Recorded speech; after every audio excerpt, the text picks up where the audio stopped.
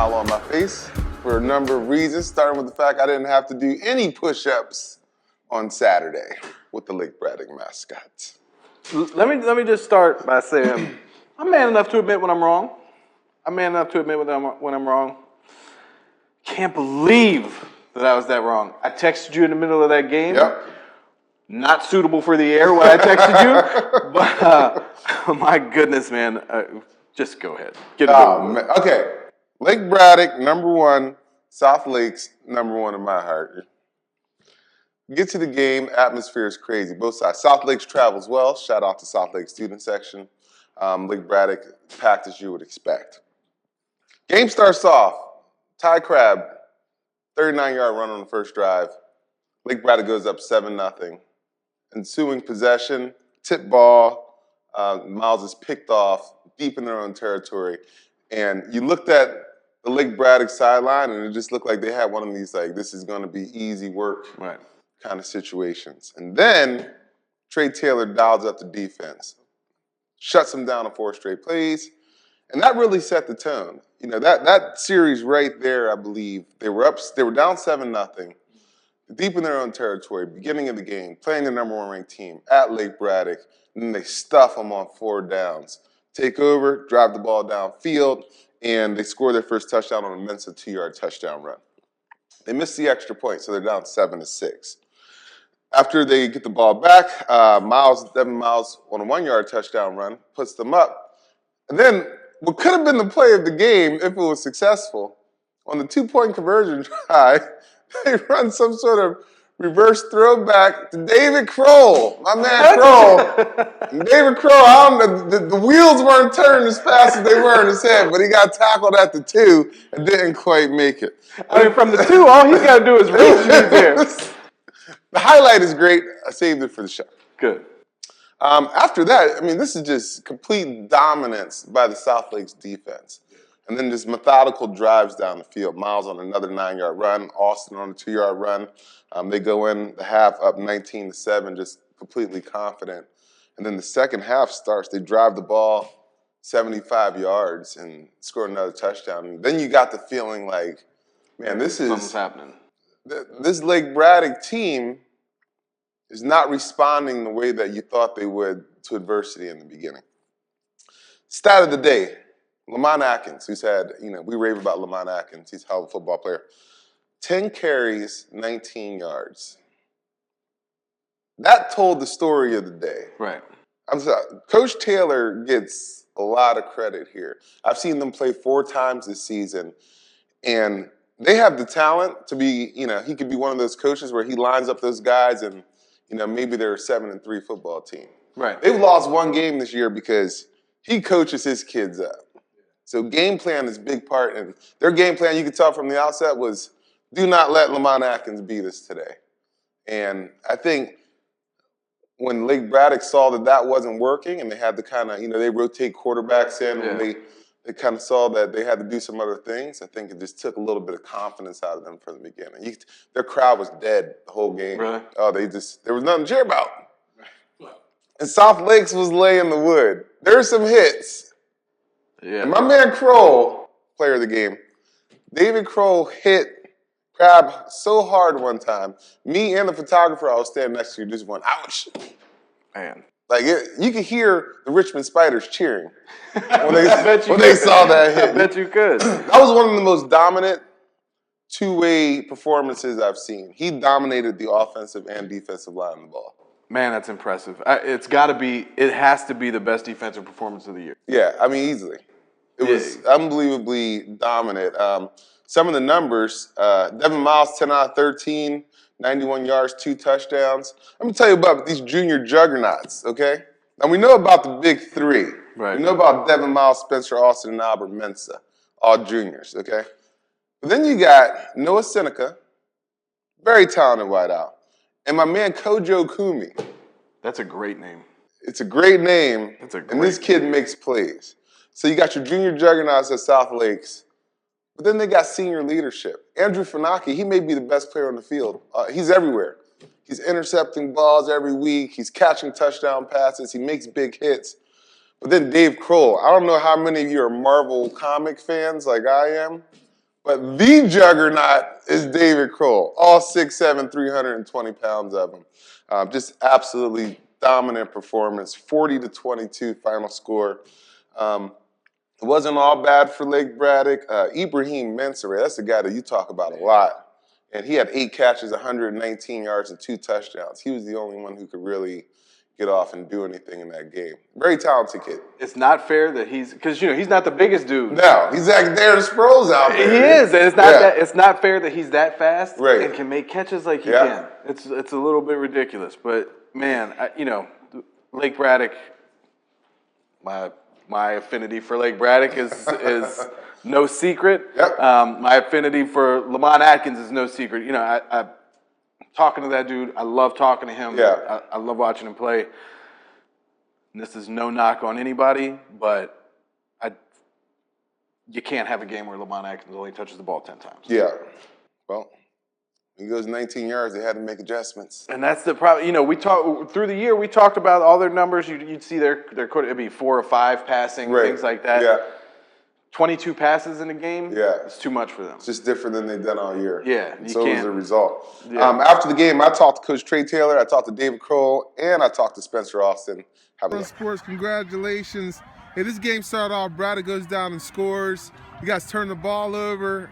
And then from that point on, look like your defense just completely dominated the game, starting with that stop. Kind of explain that. I was very proud of the defense. We had the 2 turnovers on offense, and we ended up stopping them on both of those, which I thought was huge. Again, it'd be easy for us to hang our heads in a game like this, and they didn't. And they believe one play at a time, and that's just what we keep doing week in, week out. There was no intimidation. I've seen a lot of people play Lake Braddock this year, and they're intimidated coming in.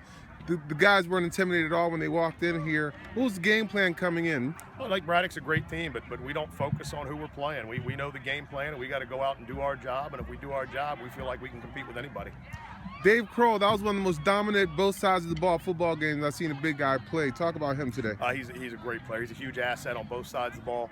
Last year he really came on at the end of the year on defense, and he's a stalwart up there on the offensive line and the defensive line. I mean, we build everything we do around him. Congratulations, man. That was a dominant performance against the top-ranked team. Talk about your emotions right now. I mean, I think we're just all ecstatic, but at the same time, we know that we come into this game that we can win it. It was just if we execute the game plan and we came in. And I think in the second half, we're just all about the hard will of this team, just coming together as a brotherhood and putting the game in the. Offensive, defensive lines were dominant. Talk about some of the holes the offensive line opened up for you late in the game. I mean, I think it was just also have to give it up to Devin and Albert because, without their playmaking, those holes don't open up. And I think our offensive line just did a great job sealing blocks, finding open holes for me. They worked very hard during the week. And a lot of them play both sides of the ball, so it was a lot of just hard will in getting this game done. Talk about it out there today. I think, it's just like you go out there, you just play your heart out, and that's what we did. We went in there with a game plan. It worked out for us. We stopped their momentum, and it ended out, 22. Yeah. And, did what we had to do. I thought you were going to score on the 2-point conversion. What happened? You run out of gas down there? I don't think I ran out of gas. He dove on my knees. I was thinking, after the play, after I got tackled, maybe I should have made a leap for it. But, white man can't jump, so. You laid a big hit on the quarterback down here. A couple big hits in this game you put on kind of set the tone. Talk about that.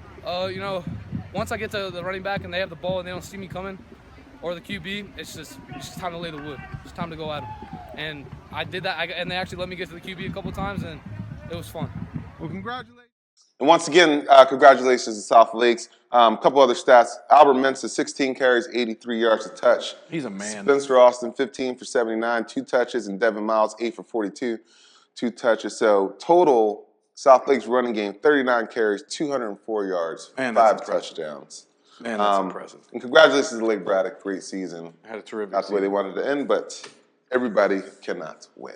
No, hey, man, did South Lakes make me look bad. I sat here and mocked you last week. I openly mocked you last week, but I'm man enough to admit it. Man, was I stupid. So, Rob, you were over at Madison. Yes. Worst parking situation in Northern Virginia. Second worst. Second? Second. Well, no, just the worst parking situation. Okay. Getting out of the lot, second worst. Champ High School is the worst to get out of. Really? Oh, man. There's only one way in and out. Yeah.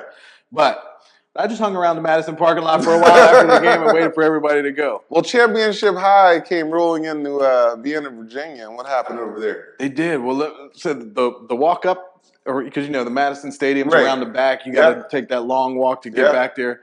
It was kind of a cool long walk. There's people playing cornhole on the sides. There was, like, the band was walking through. They had a full drum set up in the stands. Like, put a platform up there. They had the full drum set going. The stadium was packed on their side. It was crazy. They did a really good job. The Warhawk student section they were legit yesterday. Nice. But they came out. They were confident. That Madison team was confident. Yeah. They believed that they could beat Westfield. They didn't have any thoughts otherwise. They come out. I've been talking about their quarterback getting his name wrong the entire year. It's spelled Chautka. Actually pronounced Hootke. It's pronounced what? Hootke. Really? I got that one way wrong. Yeah, but there was thank you to the emailer that sent me that earlier in the week. Heard the announcer saying it. I thought somebody was messing with me to try to make me look bad, and they got the email. But the announcer said it that way the whole game. So, Jacob, I'm sorry. He was terrific yesterday. He had one mistake, but he was terrific. He started the scoring off. He got a 1-yard touchdown run in the first. That crowd started going crazy. They were, may have started to, taunt Westfield a little too much in the beginning of that game, like the crowd. And there was a couple players. No, and there was a couple players. One guy, the Westfield side, thought a DB should have been called for pass interference. The DB looks at the Westfield crowd and starts doing this. I was like, you might not want to do that this early. But Hootke gets that 1-yard touchdown to start things off. They're up 7-0. On the kickoff, talked about Sean Eckert last week, how people don't talk enough about this dude. Yeah. He takes the 80-yard kickoff to the house. Man. I never did that in high school. No. No. He doesn't. When you look at him, it's not like he looks like the fastest guy in the world. Yeah. But nobody was touching him. Yeah. He got football speed. Yeah. Yeah. He picks it up off the bounce, and he just got through. And he's tall. That dude. Right. I like that dude. Westfield comes back again. Ramon Johnson kind of scrambles out of trouble, gets a short little pass over to Cirillo. He gets a 9-yard touchdown, reaches out for it. He gets into the end zone. They're up 14-7 at half. But Madison was real confident. They were real confident. Your boy, Landon Thomas. Oh, Landon Thomas. Was terrific yesterday. Told you I'll never get your name wrong again. He had, to put them in scoring position on that first one, he had about a 70-yard run. Yeah. I'm looking at him and I'm like, he's gone. The guy I talked about last week, Joey Free, the DB for Westfield, did a great job against Spalding last week. He comes from out of nowhere, catches him, and saves that touchdown. Yeah. They still end up scoring on that drive, but I was like, man, this dude, who is Joey Free? It goes 14-13 going into the half. Right. It looks like it's going to be a dogfight all day. Game, But in that second half, I think it was on the first drive of the second half, Sadiq, he gets a pick, takes it 55 yards to the house for a touchdown. That's the only mistake that Hootke made. Right. You can't make it against Westfield. Right, totally. They take it back to the house, score. From then on, it was a tough going for them the rest of the way. Eckert gets a 70-yard pass from Johnson. Yeah. This week I didn't miss it. Got it. It was perfect. It was beautiful. He goes, takes it to the house, and I mean, from that point on, that was the game. Right. There's the weapon we talk about a lot. Brian Delaney. Yeah. You cannot account for that kicker. Like, that's a weapon that no one else has. Right. And he is a weapon. Yeah. Because you can't return anything. They had a it was a 15-yard penalty on the interception return that they had. So they back him up 15 yards for the kickoff. Yeah. He still almost gets it to the end zone. It's crazy. I think so many times, and especially in high school football, teams are playing on short fields, and that determines the game. But they don't. They never are. Never. Yeah. He puts them in a position where they're constantly the offense on the other side constantly has to drive the field. Man, that dude is good. Yep. But they were terrific. Yeah. man, I can't say enough about him. He gets a 27-yard field goal at one point in that game to put them up. They go on to win 31-13. The road to the state championship once again goes through Westfield. Always runs through Westfield, the teams. Talked to Coach Keating after the game. Yeah. You know, he knows they got a tough task ahead of them with South Lakes, but you know Westfield's going to be ready to go. Oh, I don't think there's going to be a lack of confidence on either side of that. Not a chance at all. Not a chance at all. Yeah. One guy I do need to point out for Madison though was all over the place on that field. Was terrific all day. Sam Kidd. Not a bad name either, right? Good name. But Sam Kidd was, man, he played some special teams, returned a kick, played some defense, got a long interception at the end of the half. Yep. Played some offense, got some. I mean, he was all over the place, and that guy played his heart out. Right. Shout out to Sam Kidd. For sure. Rob, Some other games? Well, before we do that, Okay. I saw a lot of Champ this year. Yeah. We had there's only one person that you're going to see on the field when you watch a Champ game. Is the guy that's going to jump out at you the most. Yeah. Carl Garman III. All right. We're going to have him on set here in just a few minutes. We'll be right back. Cool. Brought to you in part by the Spine and Joint Institute of Fairfax, Virginia. Back here with Champ High School's Carl Garman III. CG3 had a tremendous year. I've seen you have 5 touchdowns in a game. So you throw them, catch them, run them. Tell us a little bit about your season this year. Season was actually better than most people would have expected because when the season first started, everyone was saying since we lost a bunch of seniors that we weren't gonna make it to the playoffs and we're only gonna win like 2 games. So like that thing right there drove us through the whole entire season to like just know that people only expect us to win 2 games and we're out here doing what we're doing. So big props to everyone that stepped up because we were a very young team and we just did what we had to do in this season. So, do you realize that you're the best player on the field after, when you're out there? Do you feel like you're moving at a little faster pace than everybody else is? Honestly, no. I mean, there's a couple games where it's like, I'm moving. It's like, oh wow, didn't expect it. But and then other times, just like it's one of those where you don't realize it till after the game is over, or after you scored a touchdown. It's like, I just broke for 80 yards and no one touched me. So it was one of those things. It was a great experience. Yeah. Well, you talked about losing a lot of seniors last year. I mean, you guys lost Coin Dang and Zach Braddock and Sam Adekari, all those guys. What was your focus going into the year? What did you want to work on to get better at to make that? I mean, you made a huge jump from your sophomore to junior year. What did you work on in the offseason? In the offseason, I worked on my explosiveness and like being able to read the coverages from the defense whenever the linebackers coming on blitz if we're running zone to see. I had to like read him and make sure that my center's picking up the block so I can get the backside A cut or the front side A cut. So it was just a lot of mental work in the off season, and then I was stay in the weight room. I mean, not really that big, but just stay in the weight room, just staying consistent in the weight room, and the reps I can take and stuff like that. So what's your off season? Now you're going into your senior year. There's going to be a lot more pressure that comes with that. Dad's going to be thinking about scholarship money. Kids are expecting you to lead the team to a better outcome this year. What's your off season going to look like this year? After the winter season of basketball, I'm gonna go to some camps, to just get myself out there against D1 prospects, and obviously I'm gonna get back in the weight room, get bigger. My goal is to gain a bunch of weight this off season because we're moving up division next year, so that'll be great to get some more weight and just keep my team, keep them focused and keep the drive going in the weight room and stuff, so that they know that, just because we're moving up doesn't mean we're gonna suck. We have to still produce just like we did last year. Because we just gotta keep going. So just trying to become more of a leader on the team and get everyone else involved to realize that it's more than just me; it's the whole team. So, right. What do you think is the best part of your game? I mean, like I said, I've seen you do just about everything, but what do you think is the best part of your game?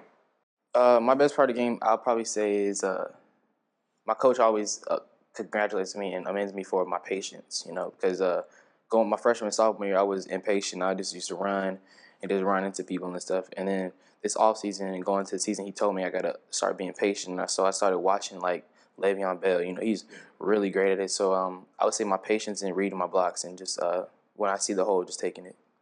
Tell us a little about playing for Coach. I mean, we see him and we get on. He's like a gladiator, 0 degrees. He's got shorts and no socks on. And Crocs on. There's there a soft side to him? No. I mean, soft side. I wouldn't say soft side. I mean, he can be it'd be nice at times. You know what I'm saying? He's not always crazy, but he's a great guy. He's a great guy. How often do you all like, what? Why is he not wearing anything? It's freezing out here. I tell you, we coming to practice. I remember it was like a couple times this season. It was raining outside and it was really cold. Look at Coach Dawson. Every other coach got the raincoat on, got the pants on. Coach Dawson over there and just a regular shirt, some shorts. I'm watching. Whoa, let's go! I love it. I love it. Can't get enough of it. Oh man. Well, we were talking a little bit about have you gotten any looks from schools? Have you been talking to any schools? Schools better be talking to him. I know that. They need to be. As of right now, I'm not really sure. Not yet. But like my dad always telling me, gotta stay patient because it will come. So just waiting. Come. It's gonna come. Yeah. Now moving up, you said you're moving up to 5A. You're gonna go up against the Tuscaroras and the Broad Runs and the Stonebridges and all those kind of guys. How much are you looking forward to getting that opportunity? I'm actually very excited. When we scrimmaged Tuscarora, I was like, man, I wish we would have played them. And it's just like moving up to that division. Everybody's saying this is a whole lot different. I'm just ready to take it on and just see where it goes. Because the competitor in me wants to do it, and just me by myself with my brother, want to take it on. Tell me about this Champ Hype squad. During the game, I know you're locked in on the game, but sometimes you hear them chant things, and you're like, wait a minute, that's not even PG. That all started like 2 years ago. Whenever 2 years ago we played Potomac Falls, and from that game on, it was just like they just started like, look, man, we don't even care, man. Man, y'all gonna do what y'all gotta do, so we gonna do what we gotta do to hype y'all up. So I mean, it's kind of cool, you know what I'm saying? It comes to the sideline, you just hearing just chanting the stuff they're saying. So. Right. Well, can't wait to see you on the field again. Yep. On the basketball court, I know you pointed them out a couple times. Yeah. Hope you have a terrific off season. Hope you have a terrific basketball season. CG3, Carl Garman III at Champ High School. Thanks for coming down. Yes, sir. Thank you for having me. So thanks again to CG3 coming on set, and looking forward to that basketball squad at Champ this year. Hey, man. Carl Garman III, just a junior. You better watch out for him next year on the football field. That dude is tremendous. Back to the gridiron from Saturday afternoon. This was on Friday night. Friday night? You saw 9-2 Dominion go on the top ranked and undefeated Woodgrove. Man, I told you last week I was begging for them You're to play that game excited about that Friday game. night. Yeah. When they did, man, I was so happy. Black Friday ain't gonna be a day Woodgrove's gonna want to remember. Right. Going to that game, it starts off. First, let me say the game night experience at Woodgrove is not bad. Not bad. Walking on the field, they got the when the team comes out, they got the big thing set up where the team runs through, but green and blue smoke coming out, all that stuff. There's fire engines at each end of the end zone. Oh, that's awesome. The sirens start going off when the team comes out. Every time Woodgrove scores, the fire engines start going off. Not sure about taxpayers must not be caring about that, but I'm just saying that it was tremendous. Sirens, they're not the quietest things in the world, so it is kind of loud. But man, Woodgrove, they packed the stands there. That game was packed. I talked a lot about the D block, Dominion student section. Right. I gave them a lot of flack one time when I saw them play Champ. The D block represented. They represented. Correct. They were out in full effect. The crowd was great. The atmosphere was tremendous. Woodgrove's just set in a beautiful spot too. It was perfect. Woodgrove starts off. Mike Kovich, I really like that dude. He had it going on early on. He throws a pass to Blackwell, gets them on the board. They're up 7-0. They come back again. Capadua scores. Chima, y'all. He scores. Gets them up. They're up 14-0. It's not looking good. Woodgrove's defense is completely stifling that Dominion offense. Shawn McCants, who I love to death to watch, man. they were kind of frustrating him. You could tell there were some frustrations going on the Dominion sideline. There was some bickering back and forth. Right before the end of the half, though, this man just drives the ball down the field, throws a beautiful touchdown pass to George Richardson, who is that dude. Watch out for him too. I think I want to say he's a junior. He'll be back next year. He's legit at receiver. Yeah? Big dude, looks the part, looks terrific, plays really well. He had a really good game. But he caught a touchdown, put them 14-7 right before the half. When McCants came off the field after that touchdown, you knew the confidence was back on that team, and they were ready to go. They were coming out. They were going to come out that second half and be strong. But Shawn McCants is amazing. Yeah. There's no other way to say it. He's amazing. As he goes, that team goes. He feeds them their energy. He gets them going. If he's struggling, you could tell the rest of the team they're not sure what's going on. But as soon as he locks in, that team is ready to go. There's not enough words I can say about him. The second half, he completely took over that game. He plays corner too, plays on special teams, doesn't get much of a break. I said it during the game, there is no one else like him in the area. I've seen a lot of guys play football. Oh, absolutely. There's no one like him in the area. He completely took over that game. He does things like his offense asks him to do things that no other quarterback really has to do. They don't have the best running game. I mean, aside from him in that game, they had 15 yards rushing aside from him in that game. So, their rushing attack is not that great. But he takes control of that game, and he's their leading rusher. He's the one but you can't focus on that. Because this dude, when he scrambles, he doesn't scramble to run and gain yards. He scrambles with his eyes downfield ready to throw. He can throw the deep ball. My goodness, I can't say enough about it. Completely took over that game in the second half. They come down, they score, they're right there. They get Woodgrove comes right back, scores again. They're up. You're looking like, man, I don't know if they're going to be able to stop Woodgrove because Woodgrove's offense is tremendous. Mike Kovich was 16 of 28, 2 touchdowns and 168 yards. He also came out with 23 carries for 59 yards. Capadua had 19 carries for 83 yards and a touchdown. You're not really sure what's going to happen there. This dude, McCants, drives them down the field. I'm telling you, he doesn't look like the fastest or quickest guy in the world, but you can't do anything with him. Once he breaks contained, it's over with. He's going to gain yards. He's going to get them in the right position, and that dude's got the confidence to do whatever he wants. He breaks out of there. They go up in the game. The Dominion crowd's going crazy. You think, Woodgrove's going to come right back. They did. They come down the field. Greenick, the receiver, big dude, 17, gets a touchdown. They go back up. They're up 23. I think it was 23-21 at that point. You think that Woodgrove's going to hold on. McCants drives them down the field again. He comes down the field, gets hurt on a play, and the life in the Dominion side just goes down because I don't even know. The Dominion crowd may not even know who their backup quarterback is. Gets back up, continues to play. Gets them in a position where they kick a field goal to go up. Woodgrove gets the ball back with under a minute to go. They drive down the field. McCants is playing corner, gives up a pass to Giernick, gets Woodgrove in the field goal position. The Woodgrove field goal kicker, who, let me say, looks like a linebacker. Dude is enormous. Comes out, lines up to kick that field goal.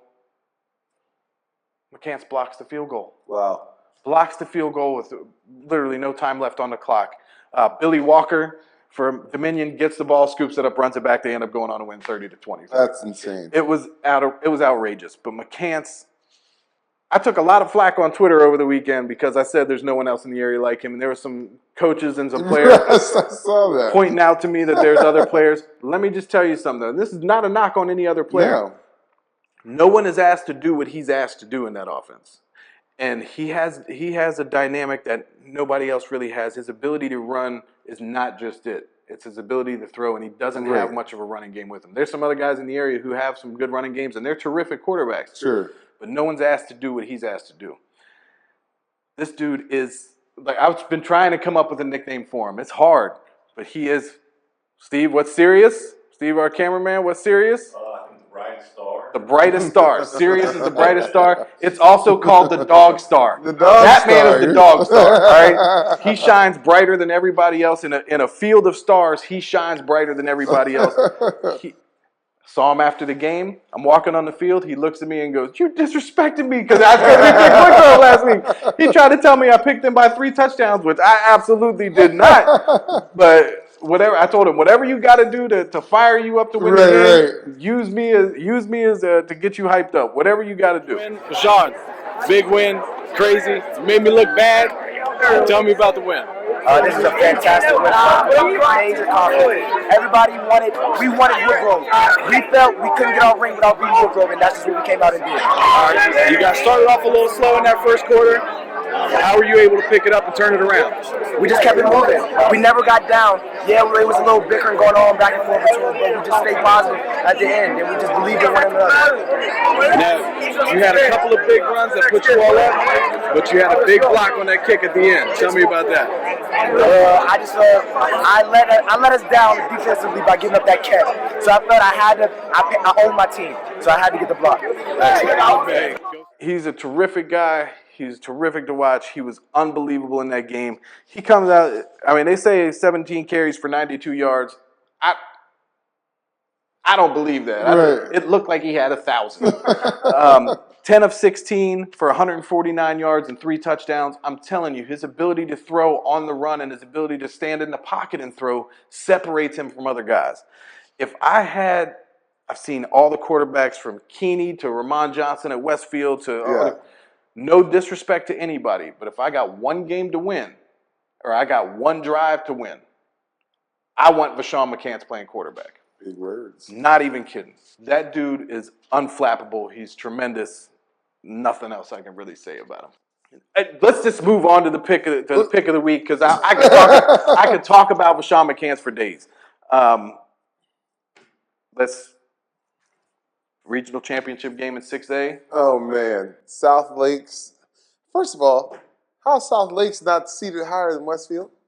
What's this weird point system? It is weird. I think it's going away. It lost one game. Yeah, I think it's going away next year. It should go away next year. Yeah. But, yeah, it's weird. But, I mean, we talked about I said last week, thought it was weird that they were playing at Madison. I think at this time of year, it's got to be at Westfield. 6A championship. Hey, shout out to Terry Toll. She promised me a cheeseburger and a hot chocolate. I've got the evidence. Oh, we'll both be there, so I'm collecting as well. Absolutely. I'll let you make this pick first. Man, South Lakes made me look real bad. South Lakes made me look real bad. I'm not going to disrespect you anymore, South Lakes. You guys were tremendous in that game. I think it's going to be real. If their defense comes to play like that, it's going to be real hard for Westfield to score. Man, I think it's going to be tough going for the Bulldogs. But I ain't going against Westfield. I got Westfield in that game. Coach Simmons is the best. I talked to Coach Keating after the game. He knows they got a tough task. I'm taking Westfield, man. I ain't going against them at home. Want that cheeseburger? Taking Westfield. Now, you know I coined the phrase championship high. You did. I know this is a tough game for you because you love both. You always say, I'm not going against Westfield. You know Coach Keating's my guy. He was my coach in high school. Yeah, he doesn't like to admit that. Coach Simmons is, he's the best, man. They're so good, and they're so good this time of the year. They are. That it's virtually impossible to pick against Westfield in a 6A championship game. But guess what? You're going to do it anyway. I'm going to. Because these kids, let me tell you something.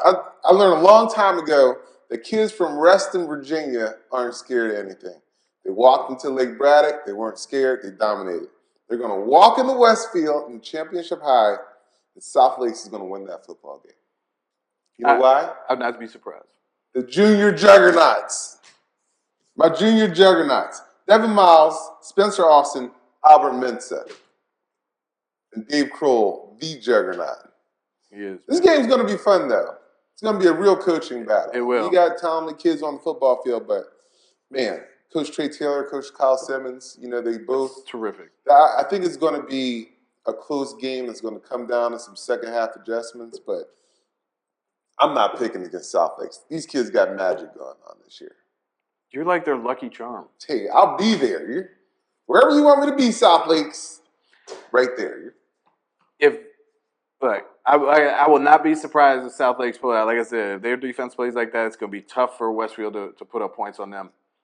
But if South Lakes wins that game, I will sit here next week in all South Lakes gear. And I will hold you to it. All right. I can't believe you didn't have to do push-ups yesterday.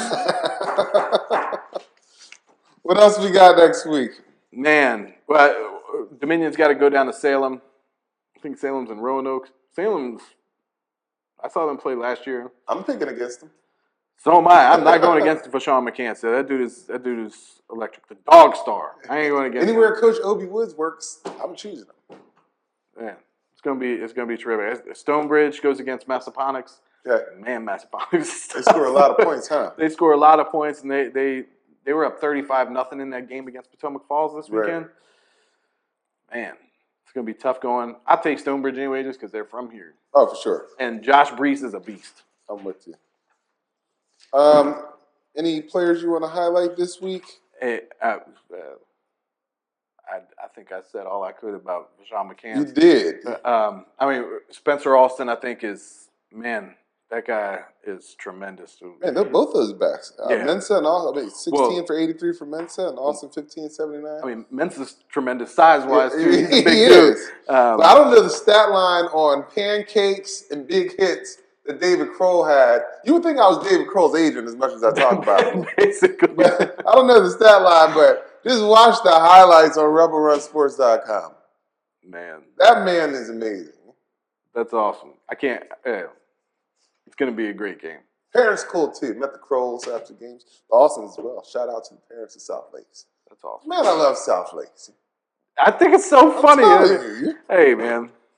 You're like... I need... Look, you know I'm a Fairfax Rebel and a Foothill Husky. I need, dual trial... What is it? Tri-citizenship? You're like the mayor of Reston at this point. Might be. Man. That's a good thing it's at Westfield. I don't know if I can walk in the South Lakes at this point. I might get beat up by walking the South Lakes, man. Well, thanks for tuning in this week to Rebel Run Sports Show. Can't wait till next week. No. We'll both be at the Westfield South Lakes game, so that'll be fun. Hey. Bulldogs. Bulldogs, please. You can see us always on RebelRunSports.com, on Comcast Local, Channel 2 in Prince William, and Channel 28. Where? In Reston, Virginia. Come on, Bulldogs. Please. Don't let me have to put up with this for another week, man. South Lakes.